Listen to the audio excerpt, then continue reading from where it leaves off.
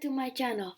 I hope you enjoyed my video last week about the attack by a prodigy and also my friend.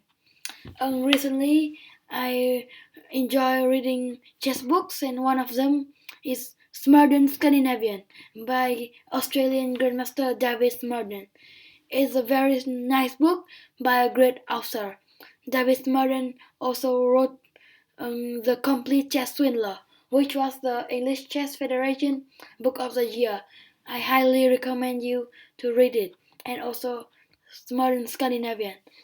David Smerdon doesn't play the Scandinavian in the usual solid style of the opening, but he played aggressively with sacrifices, chows, attack, not like the usual solid and passive Scandi, which we all imagine about.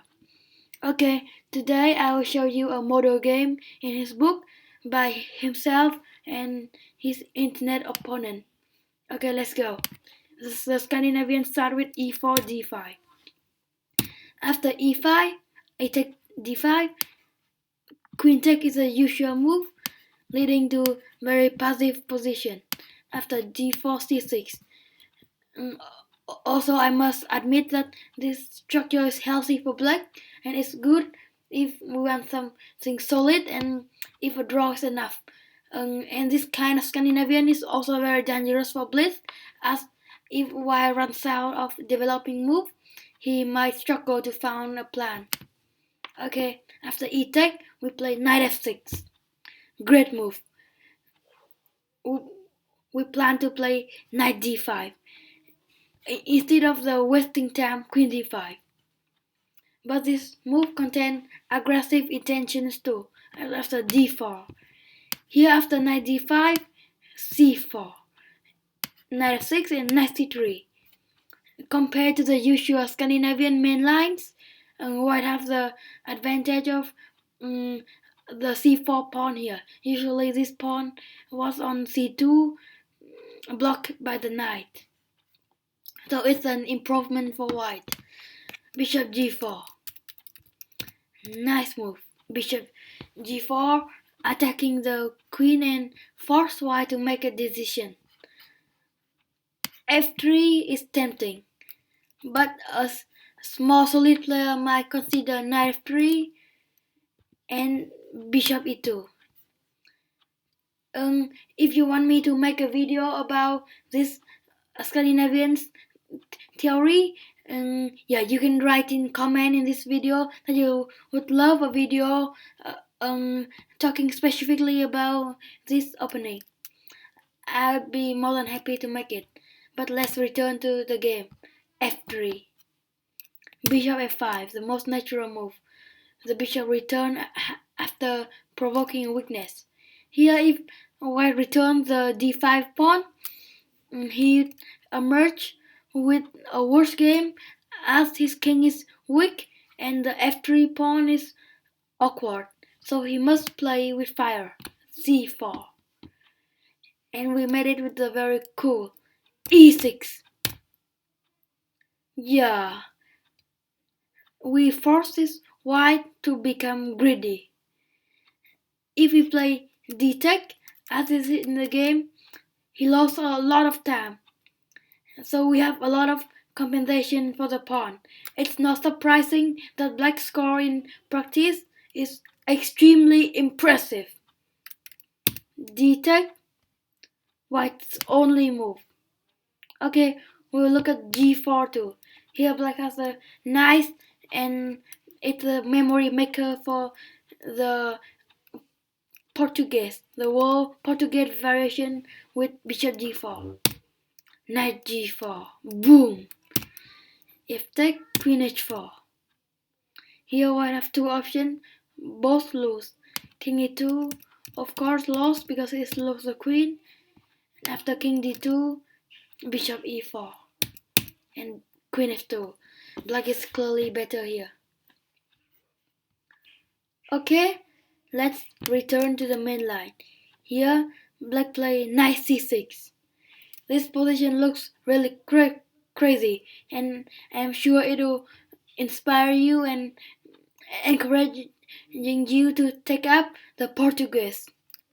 We never care about material. We sacrifice double pawn. We even recapture it with the king. But as you can see later in the game, recapturing with the king saves us a tempo for castling and just speed up our development. Stockfish loves this sacrifice and already claimed that our double pawn sacrifice was the compensation being completely sufficient. So, and Stockfish rarely consider some gambits to be as good as this. Of course, even if we lose, this line is incredibly fun to play. E-tech, too greedy. But it's the most played move, but the strongest is bishop e3. Here, the main move is bishop b4, but after some line, black is forced to capture the e6 pawn. King f7. Look at the arrows. Black is dominating the chessboard. You can see after 7 move, white is just moving with pawns. None of his pieces are developed. Just see. His 8 piece. Oh, they're all on the background. While the black force are all in the game. Knight, 2 knight, the 2 bishop is coming. The rook can easily come to the open file D and E files. The queen is very active in the center. The D4 pawns under pressure. White development is incomplete. Oh, it haven't started even. Yeah. Bishop e3. A very natural developing move, but it's already lost for black. The only move which might save him here, does knight c3 save? I don't think so. Black is white getting on thin ice. I'm not sure if he have any saving here. His position look really awkward.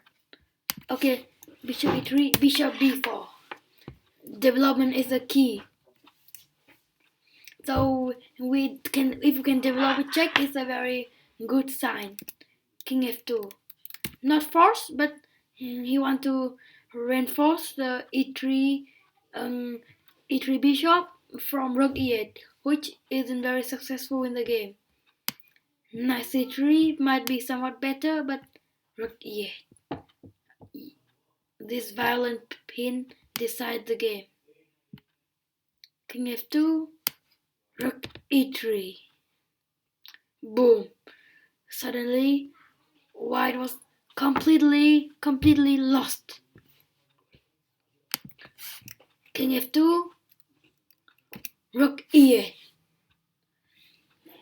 As we can see, even the king on f2 doesn't discouraging us from sacrifice on e3. a3. But what if we play knight e2? I think you must know this. Of course, rook a3. King e3 and queen e7. But knight d4 and knight d5 also win. Many attractive win.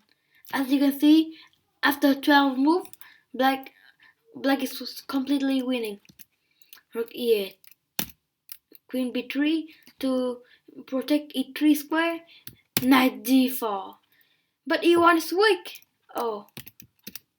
Queen e1, bishop c5. Yes, we are winning. It's made in 9. Rook e3. Back to the main line. a3, rook e3. Okay, king e3 is forced. But what if white play a-take? A small tactic for you. Black to play and win. The solution is the unexpected rook d3. Cutting off the queen from the d4 pawn. After queen d3, of course, queen d4.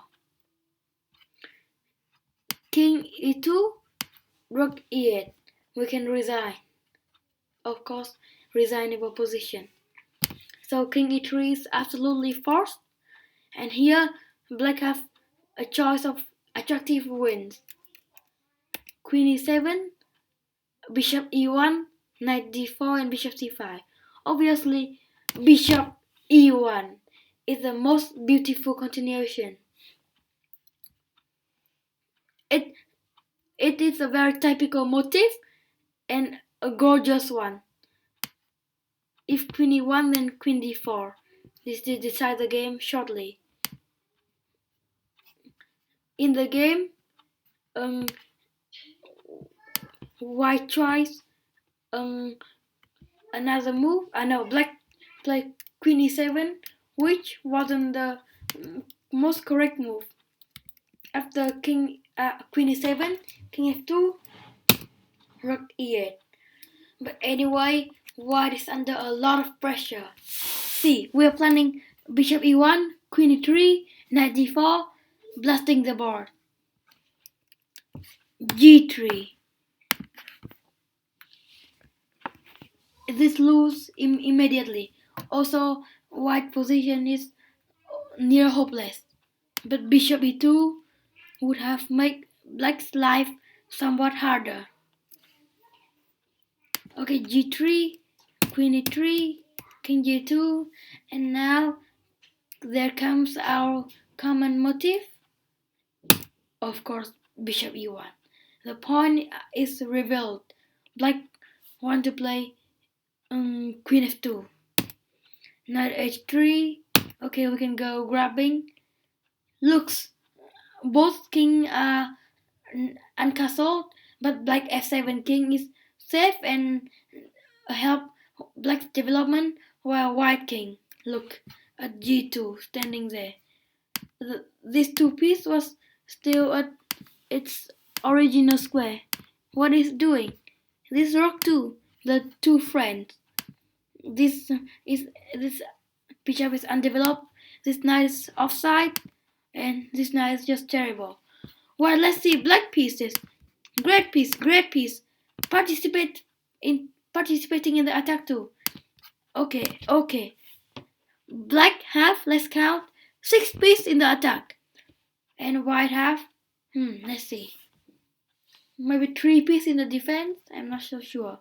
As they are all weak. Okay, white bring one more piece to the development, but knight f3. The last and dazzling sacrifice, which blows up the king side.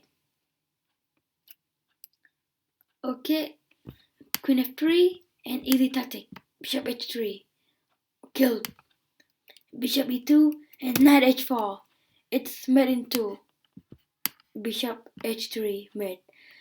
Very nice game with very cute tactic, and it shows black's potential in the Portuguese Scandinavian. If you want me to make a video about this opening more deeply and cover all the opening variations, don't hesitate to comment and subscribe my channel. Thank you everyone.